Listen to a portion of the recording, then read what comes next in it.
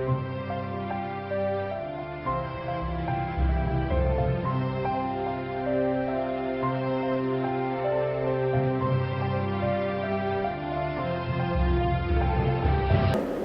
deux, trois. Assalamu alaikum. Assalamu alaikum. Assalamu alaikum. Assalamu alaikum.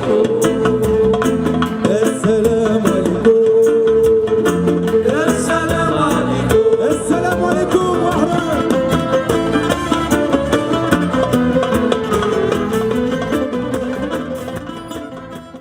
HK Les Déserteurs, c'est tout récent.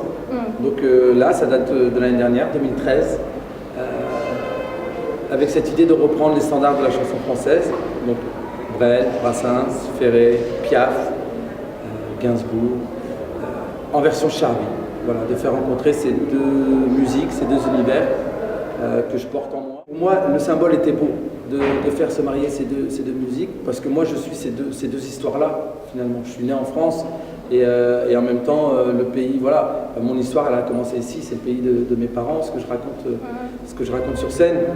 Quand on allait à la plage en Belgique, du côté d'Ostende, dans la voiture, mon papa mettait la musique Charlie, et il partait, quoi. C'était la musique de... pour lui, elle représentait beaucoup l'exil, la nostalgie. Pour lui, c'était ça, quoi. C'était la nostalgie de son pays, de là où il était né, de là où il avait grandi, et de là où il espérait retourner. On lâche rien, on lâche rien, on lâche rien, on lâche rien, on lâche rien, on lâche rien, on lâche rien, on lâche rien. Ils nous parlaient d'égalité, et comme des cons on les a crus. Démocratie, fais-moi marrer, si c'était le cas on l'aurait su. Que pèse notre bulletin de vote face à la loi? Ben, je pense que c'est cette histoire qu'on essaie de faire, notamment avec les déserteurs, ce pont qu'on essaie alors je sais pas, j'allais dire de reconstruire ou de rénover entre la France et l'Algérie, parce que voilà, moi c'est mes deux histoires, et pour moi elles sont belles quand elles arrivent à se côtoyer, à se marier, à marcher côte à côte, et à être respectueuses l'une de l'autre et sur un pied d'égalité. Et je sais que le passé il est lourd, voilà, on connaît tous ce passé, l'histoire coloniale, de l'indépendance. Aujourd'hui, 50 ans après, moi en tant que franco-algérien, j'aimerais qu'on écrive, voilà, qu'il y ait une nouvelle page qui s'écrive, qui soit autour de ce pont-là. Et je pense que voilà, si je devais ne rien lâcher pour une chose, ça pourrait être celle-là. Bah Gaëtan, effectivement, alors moi j'adore ce type, je peux le dire là, vu que tu filmes pas, et qu'il n'est pas là en plus, donc c'est bien. En fait, je me souviens, alors quand on le rencontre en 2007, donc on va jouer en Palestine, dans les territoires occupés, entre guillemets, et on a une tournée de prévue.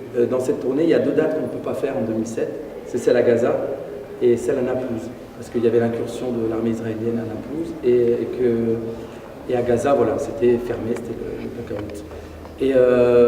Et on parlait de rien lâcher. Et donc on se voit avec Gaëtan, et moi je lui dis on n'a pas pu faire ces deux dates-là, il faut qu'on revienne l'année prochaine pour les faire.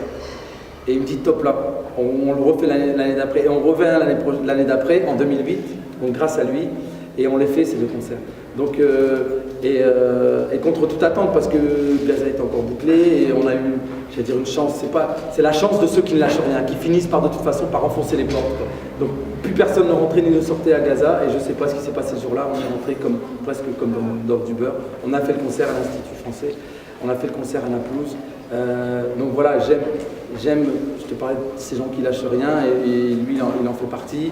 Et quand on s'est quitté en 2008, on s'est dit, bah tiens, quand j'ai su qu'il allait à Oran, je lui ai dit, bah tiens, un jour on viendra chanter à Oran, et il m'a dit, oui, un jour on viendra.